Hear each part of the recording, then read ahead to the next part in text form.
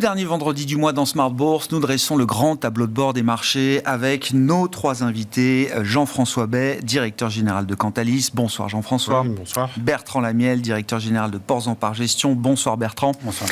Et Laurent Albi qui nous accompagne également pour ce rendez-vous, responsable de Next Momentum. Bonsoir Laurent. Bonsoir Grégoire. Merci à vous trois, merci d'être là. On va parler de ce qui se passe évidemment sur les marchés, mais commençons avec vous Jean-François. L'idée de faire un peu le post-mortem de 2023, notamment sur les performances des classes d'actifs et les flux qui ont accompagné ou non d'ailleurs les performances des classes d'actifs et qui débordent peut-être effectivement au-delà de la seule année 2023 quand on voit le mois de janvier, la séance du jour assez éclairante sur l'idée qu'il y a encore quand même un peu d'appétit pour le risque aujourd'hui chez les investisseurs. Il faut retenir de 2023, vous nous dites que 2023 était une année indicielle avant tout, Jean-François. Oui, je pense que les investisseurs ont suivi, en fait, ont fait confiance aux banques centrales. Donc il fallait faire confiance aux banques centrales. Toutes les classes d'actifs sont dans le vert, performent. Monétaire autour de 3%, obligataire autour de 6%, actions autour de 15-20%. Alors ça, c'est les grands indices. Quand on parle des actions, il faut rentrer un peu dans le détail, puisqu'il y a ce qui a marché et ce qui a moins bien marché. Mais globalement, les investisseurs qui ont fait confiance aux banques centrales et ils sont restés investis, ont plutôt fait une très, très bonne année. Et deux remarques par rapport au graphique que l'on voit à l'écran, c'est que d'une part, on voit quand même un décrochage des gestions indicielles par rapport aux gestions dans l'ensemble des gestions actives, puisque si vous sortiez en fait des indices et des sentiers battus, quelles que soient les classes d'actifs, vous étiez en fait, ça a eu un impact un peu négatif. La diversification n'a pas payé. La diversification, en dehors des indices, ce qui était le cas depuis très très longtemps, n'a pas payé. Et l'autre leçon, c'est la gestion tactique, gestion flexible, a aussi connu une année très difficile. Sur l'allocation d'actifs, c'est très très compliqué. On essayait de timer, finalement, il ne fallait pas essayer de timer, il fallait rester investi. Et on se souvient des quelques crises bancaires, etc., qui ont animé le marché en 2023. Donc rester investi, rallye de fin d'année, début d'année 2024, un peu dans la même veine, des investisseurs qui, ont compris qu'on retrouvait du rendement sur le monétaire obligataire. Donc ça, c'est une nouvelle donne qui anime les marchés et qui oriente les investisseurs, le monétaire, les comptes à terme, les fonds en euros. J'ai encore vu Generali qui sortait un fonds euro boosté à 5,27%. Donc on voit que il y a du rendement sur les marchés obligataires et on n'hésite pas à lever des capitaux. Et puis à l'autre bout de la chaîne, on a des approches très indicielles, très monde, très US, très grande valeur, croissance. Et en dehors de ce positionnement, c'était plus compliqué. Donc très intéressant d'ailleurs, ce que vous dites, le rendement avec un fonds obligataire euro standard, on faisait quasiment 6% de performance avec une vol de 3%. Les fonds flexibles faisaient autour de 6% de performance, mais avec 2 fois plus de vol. Exactement. Donc c'était décevant. Et c'était dans la moyenne, et c'était très compliqué. On a des dispersions énormes. Sur un fonds flexible, vous pouviez faire plus 20 ou moins 20 sur l'année 2023. Donc voilà, vous étiez sur la Chine, vous étiez sur des small caps, vous étiez sur des... Enfin voilà, il y a eu des pays, des secteurs, des tailles, des styles, des value, growth, etc., qui ont donné des résultats très différents. En tout cas, on se retrouve avec un peu des portefeuilles, j'allais dire un peu de barbel, de bipolaire, avec des investisseurs qui ont compris cash obligue et qui de l'autre côté vont chercher des performances sur les grands indices américains, valeurs de croissance. J'ai appelé ça, on est passé du TINA au TANA. Alors c'est ça, le scénario TANA, vous dites. Alors scénario TINA, c'était There is no alternative. On se souvient que dans les périodes de taux négatifs, on a quand même des barres rouges dans le graphique qui sont systématiquement positives autour de 70-100 milliards de collectes sur les actions, parce que les investisseurs étaient contraints et forcés d'aller déployer des capitaux sur les marchés actions, puisque investir sur du bond en négatif, c'était pas forcément très recherché. Et on voit d'ailleurs que 2020 a été l'année paroxystique de ce point de vue-là. On voit la barre rouge sur 2021 qui correspond aux actions, c'est ça? Exactement. Qui a pris la majorité de la place des flux. Exactement. Il y avait un effet en plus sur 2021. On était tous sous cocaïne, donc relance plus taux négatif, ça a donné un cocktail explosif. On se retrouve dans un nouvel environnement avec des taux, je le disais, positifs sur le monétaire, enfin sur toute la courbe des taux. Donc les investisseurs ont bien compris que, ça ralentissait et que les banques centrales étaient à la manœuvre, et 2, que j'avais du rendement. Donc il y a une compétition des rendements qui sera intéressant d'ailleurs d'analyser sur 2024. S'il y a un pivot et que les taux baissent, on retrouvera sans doute les 2 mouvements. 1, j'ai une compétition des rendements moins forte sur les taux. 2, je retrouve une revalorisation sur des classes d'actifs risqués. Donc ça sera à surveiller très, très clairement. Donc ce scénario TANA, donc there are numerous alternatives. Et donc là, j'ai toute une kyrielle de... les fonds obligataires à échéance, typiquement, c'est une des classes d'actifs qui a le plus collecté l'année dernière en Europe, de l'ordre de 30 milliards. Le monétaire, bien évidemment, et les actions mondes. Et ce qui était un peu dans le flop, c'était les fonds flexibles, bien évidemment. 50 milliards de décollecte quand même sur les fonds flexibles en Europe. On a tous en tête des fonds patrimoniaux qui ont un peu souffert dans cette période.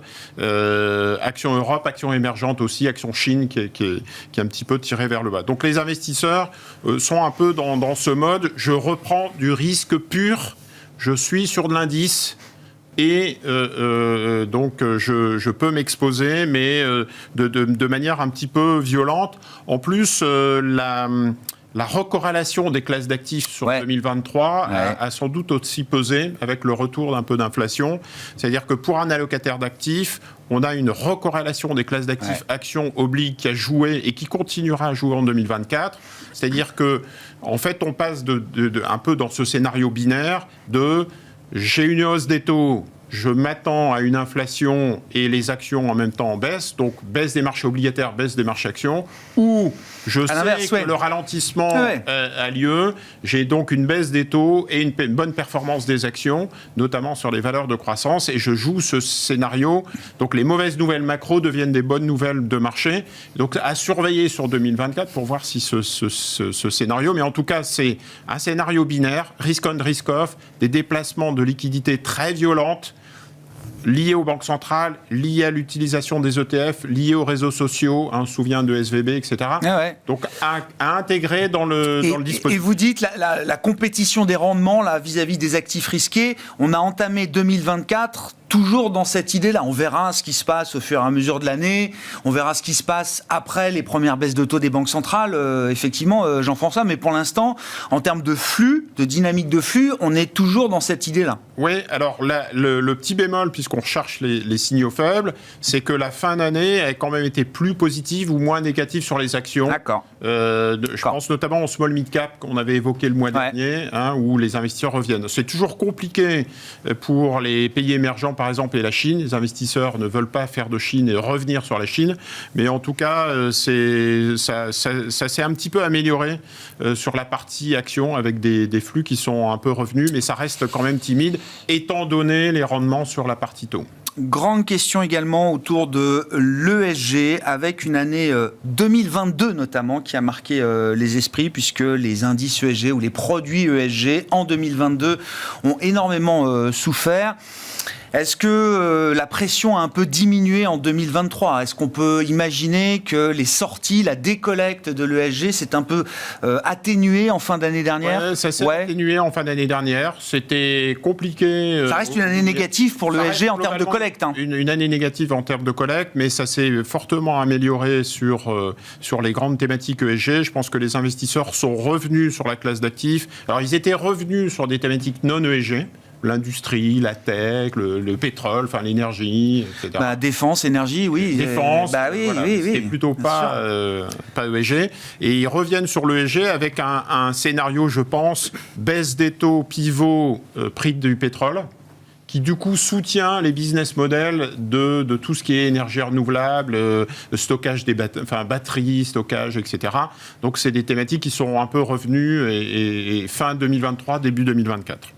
Voilà ce qui se passe aussi du côté de la gestion active. Ça aussi, gros enjeu 2024, puisque beaucoup estiment quand même que, alors certes, c'est toujours un moment de stock picking dans les marchés. On peut faire du stock picking en permanence dans les marchés, mais il y a peut-être là un alignement de planètes qui sera plus favorable devant nous au stock picking que ça ne l'a été au cours de l'année passée. Vous disiez c'était une année indicielle. Ça s'est vu dans les flux, entre les flux vers la gestion passive et la décollecte de la gestion active. La collecte est autour de un peu plus de 130 milliards sur les ETF sur l'année 2023. On retrouve les records de 2021.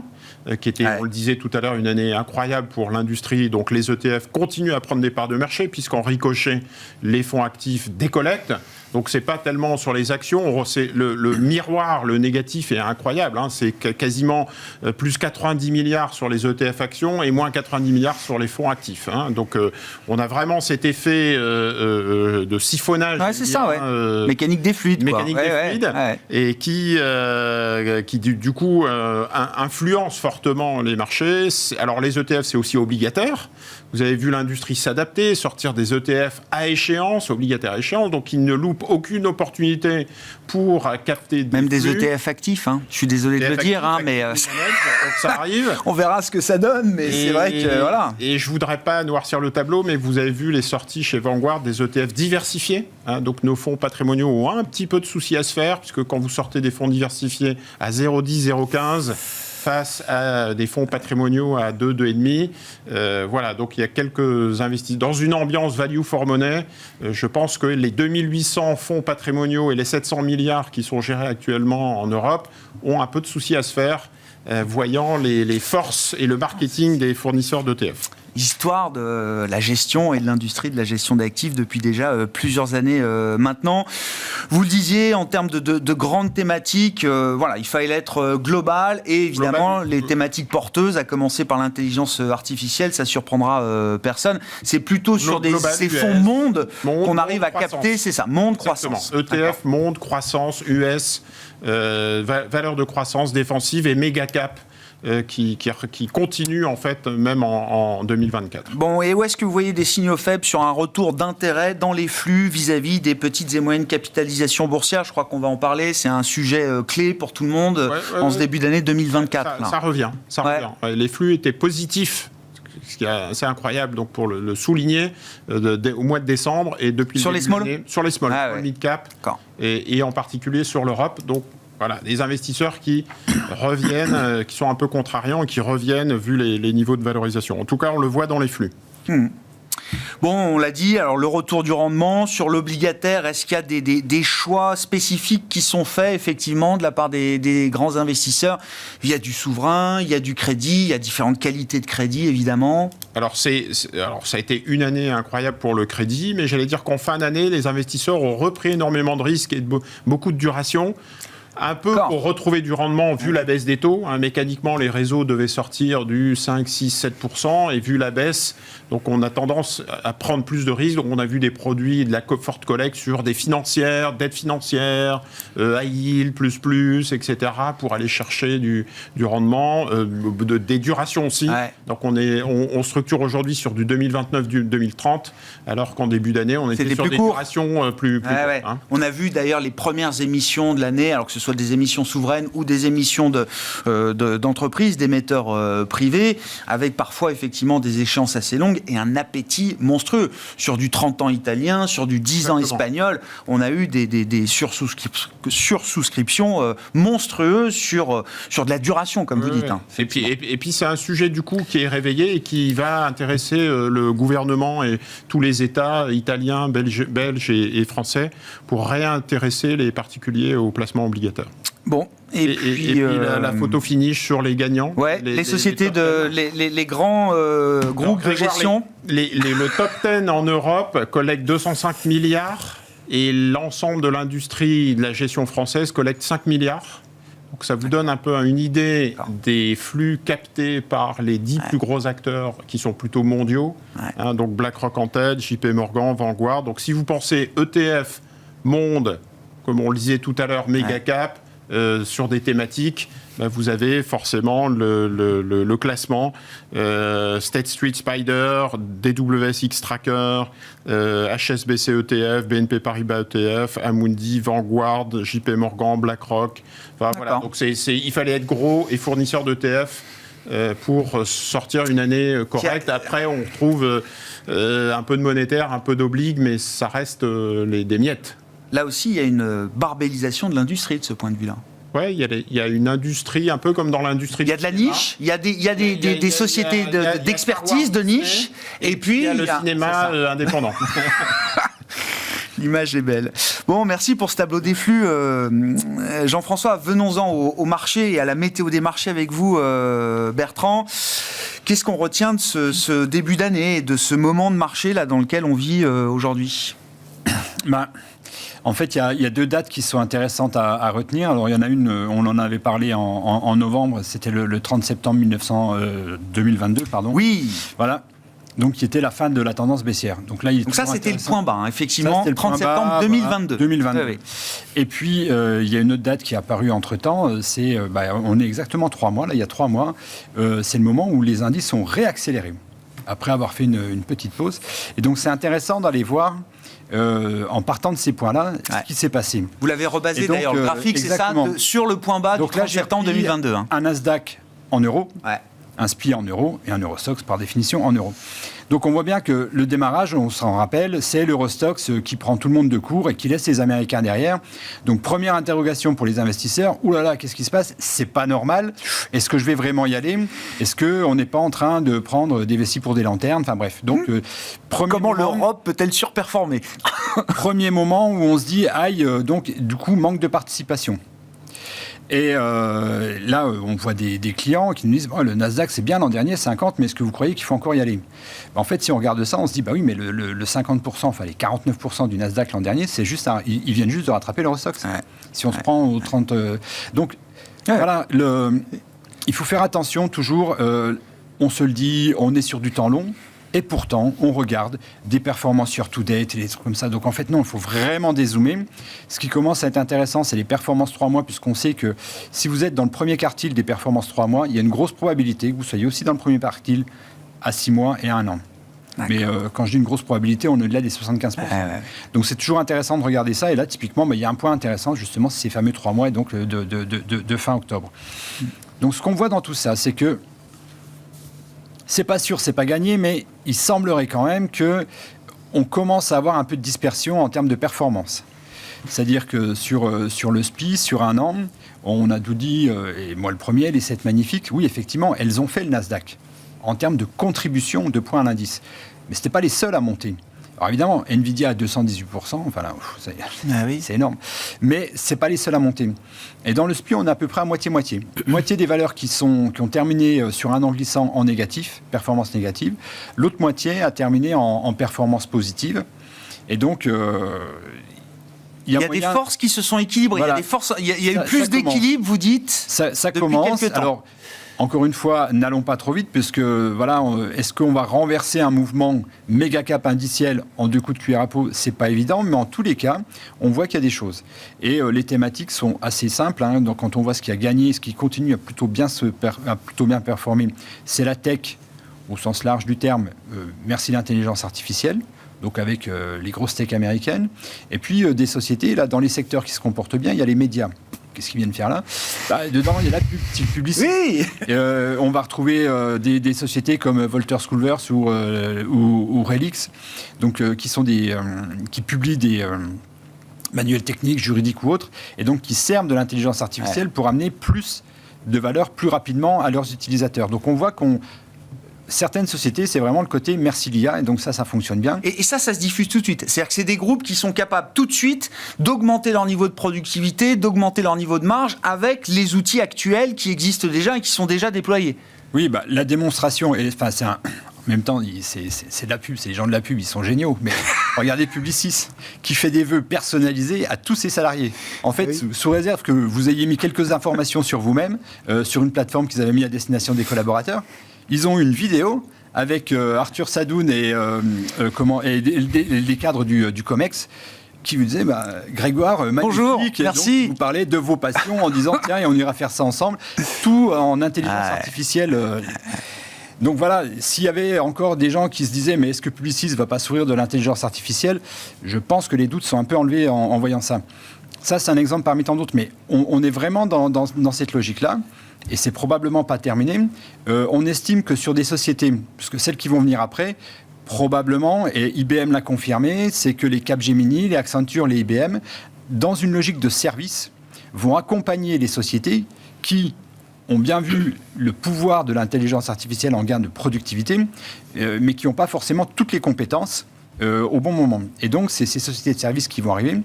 Une société de services comme ça, là, qui est sur l'intelligence artificielle, c'est chiffré à peu près à 3% de croissance en plus. Donc là où, en général, elles sont entre 7 et 10, elles vont plutôt être du côté entre 10 et 15. Et donc vous dites 24 va être l'année de la diffusion de l'intelligence artificielle avec, on a parlé des médias, les softwares, effectivement c'est la deuxième couche, entre guillemets, ça va se diffuser dans le marché. Que dans l'année 2024, on commence à avoir des sociétés qui nous disent, OK, pour moi ça commence à devenir concret, avec des exemples. Et alors attention, parce que devenir concret, ça veut aussi dire investir. Oui. Donc, oui. Et puis faire de la place. On a eu l'exemple de SAP cette semaine. Alors ça a été très bien pris. Je sais pas. On m'a expliqué que SAP, ça pouvait être un peu poussiéreux parfois, mais ils ont leur chance dans l'intelligence artificielle. Ils l'ont dit cette semaine. Effectivement, il faut renouveler les équipes. Il y a 8000 départs et puis il y aura des embauches évidemment pour correspondre au mieux aux nouveaux métiers, en tout cas à la nouvelle activité, la nouvelle dimension que prendra l'intelligence artificielle dans les outils de SAP. Ça a été très bien reçu par le marché. Oui, clairement. Donc, on voit que ça va se diffuser. Alors, le quoi qu'il peut y avoir, c'est que de temps en temps, une société va investir. Donc, potentiellement, ça peut avoir un impact sur les marges. Mais logiquement, en face de ça, elle va mettre un potentiel de croissance supplémentaire. Bon, après, on se dit ça, moi je veux bien, alors on parle du stock picking, vous avez ce graphique aussi du CAC 40 mesuré par rapport au CAC équipondéré, effectivement. Donc, on se dit ça, juste petite parenthèse, Bertrand, au moment où LVMH est en train de prendre 13% et de tirer l'ensemble de l'Europe, au moment où Microsoft, je crois que c'était hier ou avant-hier, marquait 3000 milliards de market cap, et que Microsoft et Nvidia, depuis le début de l'année, font encore, je sais pas, peut-être 75% de la performance du S&P 500. Tesla est à moins 12. Mais Tesla est à moins 12. Donc dans les 7 magnifiques, il y en a 3 qui fonctionnent bien. Ouais, c'est ça. Les 4 autres, il y en a une qui est pas terrible. C'est-à-dire que sur les 7, il n'y en a plus que 3 qui fonctionnent bien. Quoi. Et donc, ça laisse de la place à d'autres sociétés, les mettre en lumière. Qu'est-ce qu'on peut dire du CAC versus le CAC équipondéré? Dans l'encardio, c'est CAC versus CAC équipondéré. Donc, on voit toute la partie descendante, c'est en fait le CAC équipondéré fait mieux que le CAC. Donc, en fait, les grosses capis du CAC 40 ont fait moins bien que les petites capis du CAC 40. Et donc, on voit que là, on remonte aux années 2000. Donc, c'est une tendance séculaire alors, il y a eu des périodes un peu hachées, mais globalement, où il valait mieux avoir un CAC équipondéré qu'un CAC. Coup d'arrêt en 2018, et là, c'est parti. Et donc là, c'est la partie que j'ai zoomée, où on voit effectivement que, globalement, mis à part la partie descendante, là, c'est l'arrivée du vaccin.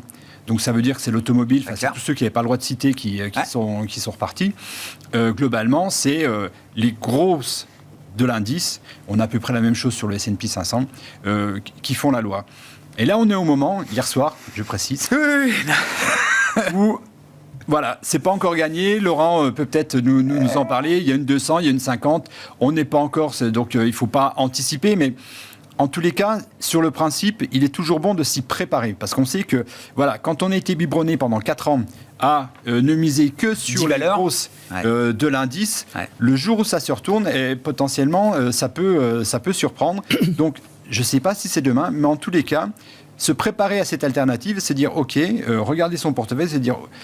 Si jamais, effectivement, ça prend forme, comment je fais, comment je réagis, qu'est-ce que je vais faire. En termes de gestion, c'est de la gestion du risque presque même. Préparation, exactement.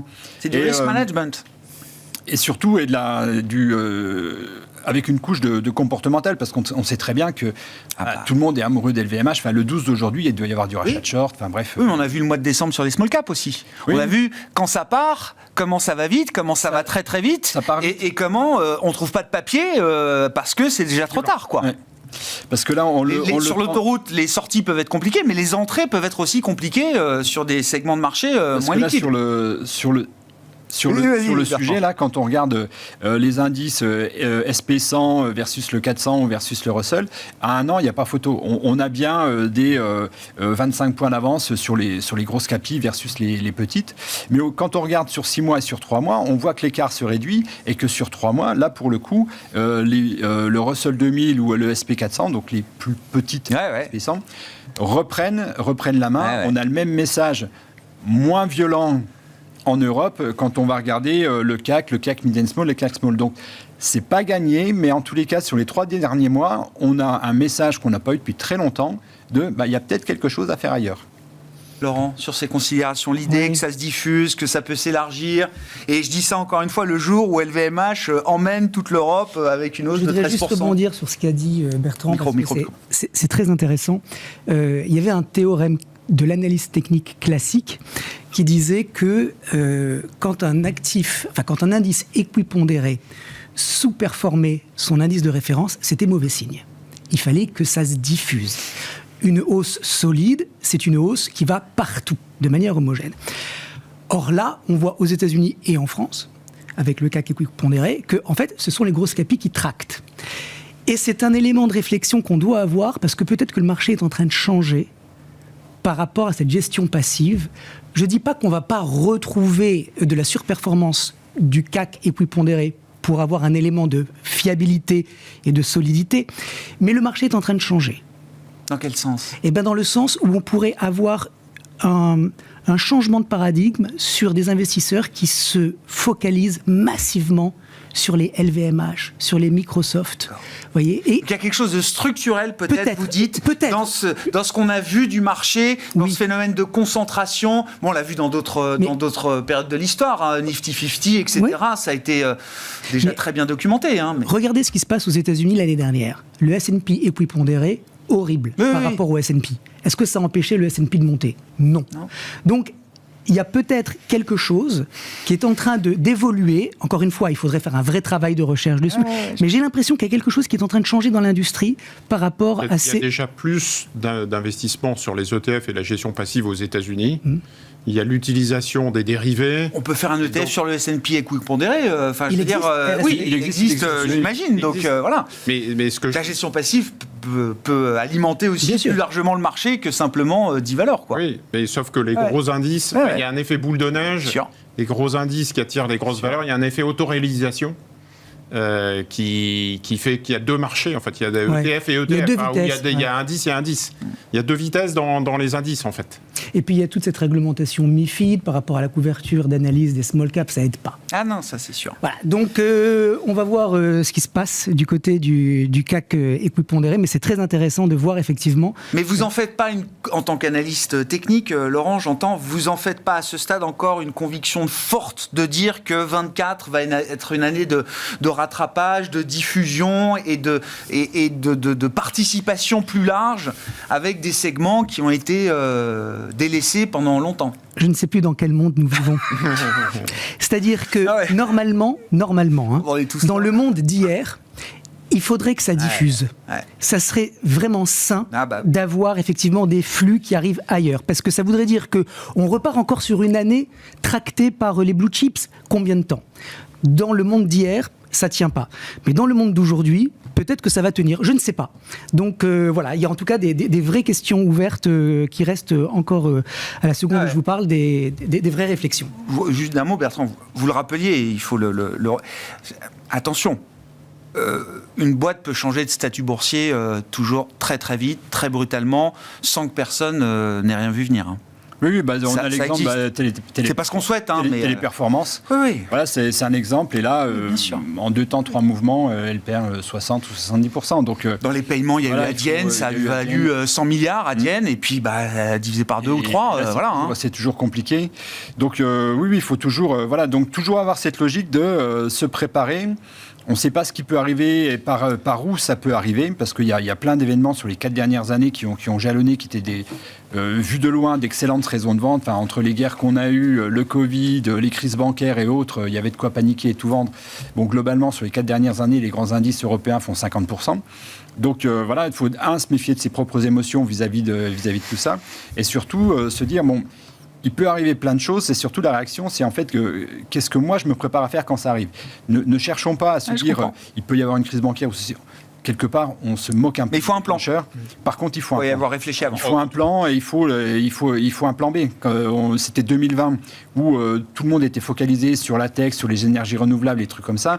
On se voit bien qu'à un moment donné, il va se passer quelque chose. Et à ce moment-là, il fallait retourner dardard sur la value. C'est peut-être à ça qu'on va être confronté, c'est-à-dire qu'à un moment donné, on aura peut-être 3 mois, 6 mois, 9 mois de tous sur les mid et les small cap. Et là, pour le coup, on a vu sur le graphe, c'est hyper abrupt. C'est violent. C'est peut-être ça, en fait, qui risque d'arriver, la violence des flux. Dry January. Entre les spiritueux, Dom Pérignon, Pernod Ricard, on a le mois de janvier... il n'a pas commencé comme ça. Hein. Là, au moment où on se parle, oui, ça va beaucoup mieux pour ces boîtes-là, mais elles étaient encore à moins 10, moins 15 il y a quelques jours, depuis le 1er janvier. Bon, parlons technique avec vous, Laurent. Que nous dit l'analyse technique quand on regarde ? Alors, vous êtes venu avec plusieurs graphiques, évidemment, et notamment celui du fameux SOX, l'indice de référence du secteur des semi-conducteurs aux États-Unis, qui est on fire, comme je le décris. Oui. Alors, je pourrais parler pendant 2 heures du SOX, parce que d'abord, quand on voit le chart à l'écran, pour reprendre ce que disait tout à l'heure Bertrand, le temps long, c'est le SOX depuis 2009. Depuis le creux de 2008 et la progression à partir de mars 2009. Donc en données mensuelles, qu'est-ce qu'on voit ? On voit une tendance haussière parfaite, ça restera un cas d'école dans les livres d'analyse technique, et on voit en 15 ans une progression, attachez votre ceinture, de 2600%. On parle d'un secteur, on parle d'un secteur de 30 entreprises. Je dis ça parce que cette industrie des semi-conducteurs, on a beaucoup parlé de l'IA depuis un an, oui, c'est ça. Mais le SOX n'a pas attendu l'arrivée de l'IA parce que le monde se digitalise, le monde se numérise et on va de plus en plus dans cette tendance. Donc, techniquement, on est évidemment dans une tendance qui est haussière. À long terme, on a un niveau de support à 2090 points en mensuel. Ça veut dire que si on pense à ses enfants, on pense à sa retraite, j'en sais rien. C'est un fonds de portefeuille, quoi. Oui. Il n'y a aucun doute par rapport à ça. Si on regarde le niveau de support de moyen terme, il est à 3150 points. Donc, ça veut dire qu'on est dans une tendance haussière de moyen terme qui elle-même est dans une tendance haussière de long terme. Alors, il y a 2 manières de voir les choses. La première, c'est de dire, mais cette IA, c'est du buzz, c'est une bulle, c'est des dot-com, et ça va se dégonfler parce qu'on ne sait pas exactement comment cette IA, elle va s'appliquer aux différents secteurs. C'est une façon de voir les choses qui est tout à fait légitime. Il y a une autre manière de voir le contexte, c'est de se dire, les semi-conducteurs, au XXIe siècle, c'est les transports au début du XXe. C'est-à-dire que l'indice des semi-conducteurs, c'est l'équivalent du Dow Jones Transportation. Au moment où on rentre dans la révolution industrielle, on a besoin de chemins de fer, d'infrastructures, et donc le transport, c'est le secteur qui portait en fait la révolution. Et donc ces semi-conducteurs, ce sont eux qui portent la data. Aujourd'hui, on transporte beaucoup plus de data que de marchandises. Et il y avait effectivement déjà tout cet avènement de la data avec le cloud computing, et là on passe encore à un niveau supplémentaire dans l'industrie, dans les services, dans les loisirs, partout. Donc, ce que j'ai envie de dire ce soir, c'est que ce SOX sur le temps long, il donne pas de signe particulier de faiblesse. Regardez son RSI, il est même pas suracheté. Donc il y a devant nous... C'est l'histoire industrielle d'aujourd'hui et de demain, comme le Dow Transport était l'histoire industrielle du siècle passé. Absolument. Il y a même des analystes aux États-Unis qui commencent à revisiter la théorie de Dow, qui disait que les marchandises et les actions d'entreprises industrielles devaient performer ensemble pour qu'on ait un vrai cycle. Et là, on dit, mais en fait, les transports, on s'en fout. C'est le SOX, c'est les semi-conducteurs qui comptent aujourd'hui. Donc, premier chart sur l'IA et les semi-conducteurs. Et là, c'est feu vert, quoi. Oui, vous dites... Oui, techniquement. Techniquement, à moyen terme, 3150 non cassés, c'est feu vert. Et à long terme, 2090 intact. Il n'y a pas de question à se poser, quoi. De l'autre côté du spectre, Laurent... très, très loin. Oui. Est-ce qu'on a marqué un point bas sur les actions chinoises cette semaine, avec différentes mesures annoncées ou pressenties, et quand même 3 ou 4 jours de rebond un peu violent, en tout cas qu'on n'avait plus vu depuis très longtemps sur ces marchés d'actions en Chine. Bon, alors là aussi, la Chine, c'est la déception de 2023. C'est ce que tout le monde attendait et c'est pas arrivé. Donc les investisseurs, animés toujours par les animal spirits, attendent effectivement que la Chine reparte. C'est pas sûr qu'on soit sur le point bas, Parce que quand on regarde le chart, on voit que les niveaux de support, ils sont encore en dessous. La difficulté, c'est qu'il n'y a aucune loi scientifique qui dit que les cours doivent rebondir sur un niveau de support. Si l'indice, s'il y a des triggers pour que ça rebondisse tout de suite, ça peut rebondir tout de suite. Mais ce qu'il faut quand même savoir, c'est qu'on a une borne basse sur le Shanghai Composite qui est à peu près à 15%. On fait ce qu'on veut, mais il faut le savoir. On n'est pas vraiment collé au bord du précipice. Il peut y avoir encore un peu de place à la baisse. Alors, deuxième point, on aime bien, quand on est technicien, les purges pour avoir un peu plus de certitude qu'on a vraiment touché le fond. La capitulation. Là, il n'y a pas de purge. Bon, mais encore une fois... c'est une lente purge quand même. Mais il n'y a pas eu ce mouvement d'accélération, de panique à la baisse. Voilà, exactement. Okay. Donc, ça peut tout à fait repartir à partir de maintenant. Ça peut continuer de baisser. Alors, on ne sait pas où est le bas, mais on sait ce qu'il faut regarder à la hausse pour avoir un premier signal d'amélioration, c'est-à-dire de risque qui s'écarte. Et vous le voyez, c'est à 3090 points. C'est la résistance. Ça veut dire que tant que ce niveau n'est pas dépassé, il faut rester prudent. D'accord. Il faut rester prudent. Il y a plein d'arguments de politique intérieure qui plaident pour que ce soit le bottom. Mais encore une fois, on n'est pas vraiment collé sur le plancher. Là, vous avez pris comme référence le Shanghai Composite. Il y a plein d'indices chinois, de Chine domestique, de Hong Kong, etc. Il y a une corrélation quand même assez forte entre tous ces indices. Alors, HongOng, c'est encore un petit peu autre chose. Mais il y a la bourse de Shenzhen et puis il y a le CSI 300 qui fait de Shenzhen et de Shanghai, qui a la même tête, vous vous en doutez. Donc, sur le Shanghai Composite, on arrive dans la zone, mais il faudra qu'on en reparle dans un mois ou deux pour voir si les 3090 ont été dépassés. Comme ça, on aura effectivement le signal. Rendez-vous dans un mois, Laurent, évidemment. Dans les secteurs, là aussi, alors je sais qu'ils soulèvent beaucoup de questions, et même plus que des questions. Beaucoup de gérants, long only, fondamentaux, me parlent du secteur de la santé depuis plusieurs mois maintenant, comme étant un secteur intéressant, avec des belles perspectives, et pas cher aujourd'hui. Alors, il n'est pas cher, il distribue des beaux dividendes, il est défensif. On parlait de diffusion, c'est vraiment le secteur qui, à mon avis, devrait être privilégié dans un contexte de ralentissement, en tout cas, pas forcément de ralentissement, mais de morosité en zone euro. La santé, ça fait du sens. Le problème, c'est que techniquement, il n'a rien franchi, ce secteur. Petite déception. Mais quand on parle santé, c'est bien les labos, hein. C'est les laboratoires pharmaceutiques, c'est pas la petite biotech. On est sur le stock 600 santé, donc c'est les grosses capis européennes de la santé. 1110 points sur le contrat futur de l'indice sectoriel. On pensait qu'il allait franchir, mais voilà que les semi-conducteurs reviennent à la charge. Et donc, du coup, tout le monde se remet sur le risque, sur le cyclique, et évidemment, les flux sortent de la santé. Donc, c'est un petit peu décevant. Mais je pense qu'il y a toujours un scénario qui reste crédible pour une sortie de cet énorme range. Et là où c'est intéressant, c'est que l'analyse technique nous dit que quand on a comme ça une phase de réaccumulation de range, quand on en sort, après autant de... Ah oui, c'est très puissant. Encore faut-il qu'on en sorte. D'accord. Donc, il n'y a pas eu le signal ? Non. Il n'y a pas le signal. On pourrait peut-être baisser sur les 1040 points avant de repartir. Il ne faut pas qu'on casse 1040 parce que là, pour le coup, on repart dans un round de baisse. Ça n'a rien fait en 2023, ça serait dommage que ça fasse encore rien en 2024. Tous les arguments fondamentaux sont là, mais il n'y a pas d'acheteurs. Donc il faut qu'à un moment, ils se réveillent. Les long only m'en parlent, hein. Donc il y a quelque chose, effectivement, il y a de l'intérêt en tout cas de la part des gérants fondamentaux sur le secteur de la santé. Voilà.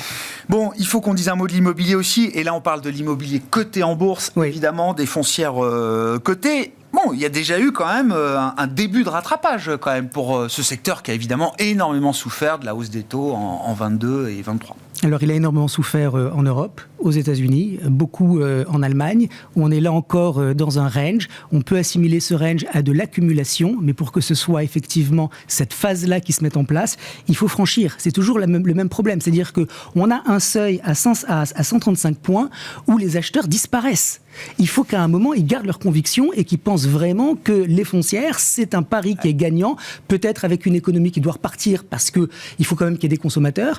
Les taux baissent, donc ça c'est plutôt positif, mais c'est pas assez. C'est pas cher, les taux baissent, mais c'est pas assez encore pour franchir le niveau. Donc à surveiller, et pour le moment, pas de signal. Quelle est la situation des small caps ? pour conclure sur ce sujet avec vous. Et donc, la référence, c'est le CAC Small. Là. Oui, alors magnifique remontada sur les small caps. On est maintenant sous un gros niveau de résistance. Impressionnant quand même. Ah oui, alors ça c'est vraiment ce qu'on appelle un creux en V. C'est rare, mais sur les small caps, visiblement, il a l'habitude de le faire, cet indice. Il a beaucoup progressé, il est sous une zone de résistance. Il n'y a plus de timing maintenant, c'est-à-dire que soit vous étiez contrarien, ouais. Et vous avez payé le rallye de novembre alors que personne n'y croyait, ouais. Et bravo. Ouais. Soit maintenant vous regardez et vous vous demandez si vous voulez rentrer ou pas, et techniquement on rentre pas sous un énorme barrage comme ça.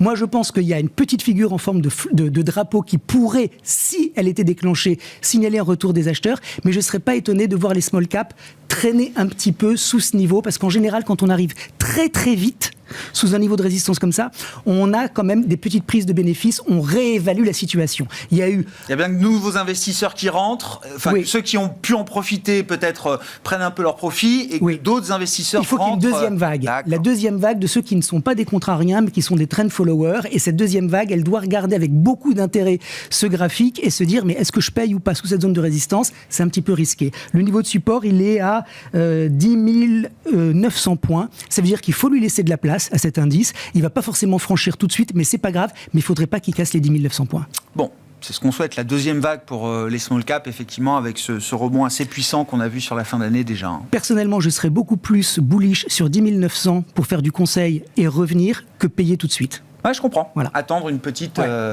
conso. Un petit pullback, je ne sais pas comment on dit, et pour repartir plus fort de l'avant. Merci beaucoup, messieurs. Merci pour toutes ces dimensions d'analyse que vous nous apportez une fois par mois, le dernier vendredi du mois, pour ce grand tableau de bord des marchés. Laurent Albi, Next Momentum, Bertrand Lamiel, Ports en Par Gestion, et Jean-François Bay, Cantalis.